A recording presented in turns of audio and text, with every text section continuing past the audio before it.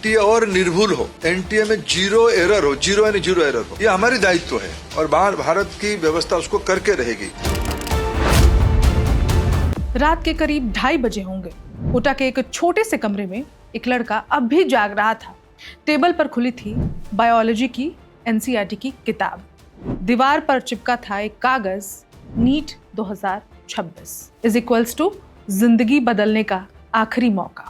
उसने पिछले 2 साल में बहुत कुछ छोड़ा था। घर परिवार की सभी शादियां, फंक्शंस छोड़ दिया, नहीं गया। होली दिवाली पर कमरे में पढ़ते हुए निकाल दी। माँ का फोन आता तो बस इतना कहता, मम्मी इस बार सिलेक्शन हो जाए। 3 मई 2026 को उसने परीक्षा दी। सेंटर से बाहर निकला तो चेहरे पर थकान थी, लेकिन उम्मीद भी थी। उसे लगा अब फैसला उसकी मेहनत करेगी। लेकिन फिर उसके फोन पर एक मैसेज आता है, भाई यही पेपर आया था क्या परीक्षा में? उसके साथ एक पीडीएफ आती है। पीडीएफ में वही सवाल, वही ऑप्शंस, सब कुछ मिलता हुआ वही पैटर्न। वो समझ जाता है एक और पेपर लीक, एक और सरकारी फेलियर। आज भारत के लाखों घरों में एक ही सवाल पूछा जा रहा है, अगर देश की सबसे बड़ी मेडिकल प्रवेश परीक्षा ही सुरक्षित नहीं है तो मेहनत करने वाले छात्र आखिर किस पर भरोसा करें? कोई छात्र 2-2 साल तक कमरे में बंद होकर पढ़ाई करता है, माता पिता लाखों रुपए खर्च करते हैं, परिवार उम्मीद लगाकर बैठा रहता है कि इस बार उसका बेटा या बेटी डॉक्टर बन जाएंगे। लेकिन परीक्षा खत्म होने के कुछ ही दिनों बाद सोशल मीडिया पर पीडीएफ वायरल होती और दावा किया जाता है कि यही असली पेपर था। इसके बाद जो गुस्सा, डर और निराशा छात्रों के बीच फैली, उसने सिर्फ नीट परीक्षा को नहीं बल्कि पूरे एजुकेशन सिस्टम को कटघरे में खड़ा कर दिया। आज के इस एक्सप्लेनर में हम सिर्फ नीट यूजी 2026 पेपर लीक की खबर नहीं बताएंगे या उसकी कहानी नहीं सुनाएंगे, बल्कि इस पूरे विवाद की तह तक जाएंगे।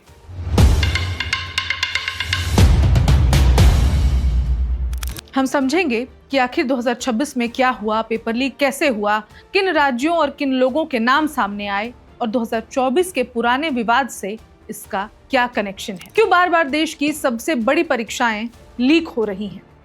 इस पूरे मामले ने छात्रों की मानसिक स्थिति पर कितना गहरा असर डाला है और अब एनटीए ने 21 जून को होने वाली रीनीट एग्जाम के लिए कौन कौन से नए नियम लागू किए हैं। साथ ही हम ये भी समझेंगे कि 2027 में सीबीटी मोड आने के बाद क्या वाकई पेपर लीक रुक जाएगा या समस्या कहीं और ज्यादा गहरी है। नमस्कार, मैं हूं ऋचा पराशर और आप देख रहे हैं वन इंडिया हिंदी। दरअसल नीट यूजी 2026 की परीक्षा 3 मई 2026 को ही आयोजित की गई थी। देश भर के लाखों छात्र इस परीक्षा में शामिल हुए। परीक्षा खत्म होने के बाद शुरुआत में सब कुछ सामान्य लग रहा था।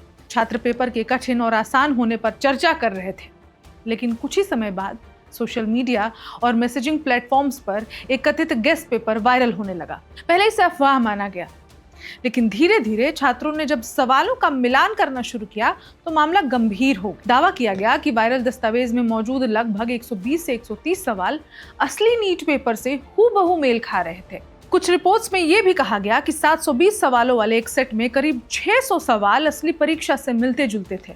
अब सोचिए, 600 सवाल मिल रहे थे, यानी पहले से आउट हो चुके थे। यहीं से जांच एजेंसियों की एंट्री होती है।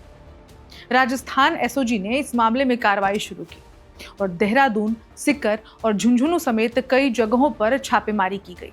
शुरुआत में 13 संदिग्धों को हिरासत में लिया गया, लेकिन धीरे धीरे गिरफ्तारियों का आंकड़ा 45 से ज्यादा तक पहुंच गया। जांच में जो बातें सामने आई, उन्होंने पूरे सिस्टम पर सवाल खड़े कर दिए। बताया गया कि सेंटर या फिर प्रिंटिंग चेन से जुड़े व्यक्ति ने प्रश्न पत्र को हाथ से कॉपी किया, उसे स्कैन करके पीडीएफ बनाया और फिर उसे चुनिंदा छात्रों और कोचिंग नेटवर्क तक पहुंचाया गया। इस पूरे मामले में राजस्थान का सीकर सबसे ज्यादा चर्चा में आया। पिछले कुछ वर्षों में सीकर एक बड़े कोचिंग हब के रूप में उभरा है। जांच एजेंसियों को कई ऐसे इनपुट मिले कि स्पेशल गेस्ट पेपर के नाम पर लाखों रुपए लिए गए थे। कुछ छात्रों ने यह भी स्वीकार किया कि उन्होंने परीक्षा से पहले ऐसे पेपर खरीदे थे जिन्हें बाद में असली प्रश्न पत्र से मिलाया गया। इससे साफ हो गया ये कोई छोटी मोटी लापरवाही नहीं थी, बल्कि एक संगठित नेटवर्क का हिस्सा था। लेकिन सवाल यह है, आखिर बार बार नीट कैसे विवादों में आ जाता है? इसका जवाब भारत के मेडिकल एजुकेशन सिस्टम में छिपा है।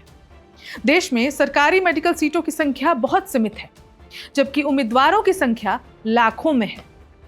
एक सरकारी मेडिकल सीट का मतलब सिर्फ एमबीबीएस में एडमिशन नहीं, बल्कि पूरे परिवार की आर्थिक और सामाजिक स्थिति बदलने का मौका होता है। यही वजह है कि नीट अब सिर्फ एक परीक्षा नहीं बल्कि करोड़ों परिवारों की उम्मीद बन चुकी है। और जहां इतना बड़ा दबाव और प्रतिस्पर्धा होगी, वहां शॉर्टकट और अवैध नेटवर्क भी पैदा हो जाएंगे। अगर आपको लगता है कि ये पहली बार हुआ है, तो ऐसा नहीं है। 2024 में भी नीट यूजी पेपर लीक का बड़ा विवाद सामने आया था। बिहार की इकोनॉमिक ऑफेंस यूनिट यानी कि EOU ने जांच शुरू की थी। जांच में पता चला था कि जहानाबाद के एक स्कूल से पेपर बाहर गया था। बाद में यह भी सामने आया कि उसी गिरोह के तार अन्य भर्ती और प्रवेश परीक्षाओं से भी जुड़े थे।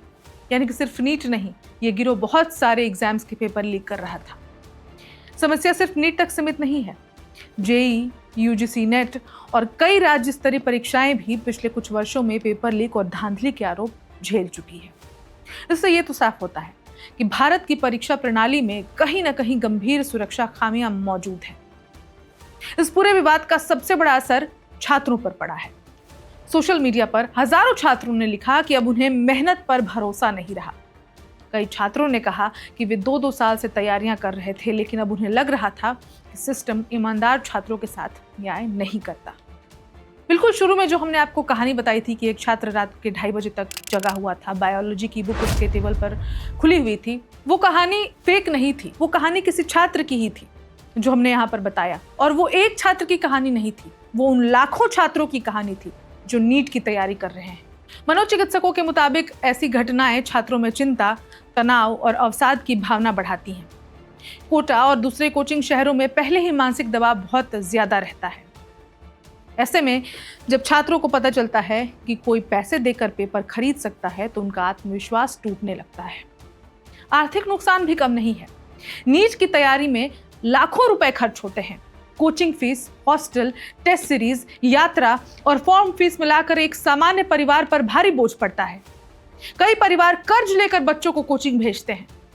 ऐसे में परीक्षा रद्द होने का मतलब सिर्फ नई तारीख नहीं, बल्कि पूरे साल की योजना और निवेश पर असर पड़ना है। मिडिल क्लास परिवार के जो पेरेंट्स हैं, अपने बच्चों को बाहर भेजते हैं ताकि उनके बच्चे उन हाई क्लास फैमिली से पीछे ना छूट जाए जिनके पास बहुत असीमित पैसे हैं। लेकिन उनके साथ क्या होता है? बहुत मुश्किल से खेत बेचकर, गहने बेचकर, जमा पूंजी जोड़कर बच्चों को भेज तो देते हैं, लेकिन क्या होता है फिर? Paper leak. किसका फेलियर है? सिस्टम का फेलियर है। लगातार बढ़ते विवाद और जांच के बाद आखिरकार NTA ने नीट यूजी 2026 को रद्द कर दिया और नई परीक्षा की तारीख 21 जून 2026 को घोषित की। एडमिट कार्ड 14 जून तक जारी किए जाएंगे। इस बार सुरक्षा व्यवस्था पहले से ज्यादा सख्त रखने की बात कही गई है। छात्रों को परीक्षा शहर चुनने का विकल्प दिया जाएगा। मोबाइल, स्मार्ट वॉच और इलेक्ट्रॉनिक डिवाइस पूरी तरह प्रतिबंधित रहेंगे। इसके अलावा छात्रों को 15 मिनट अतिरिक्त समय देने का भी फैसला किया गया है।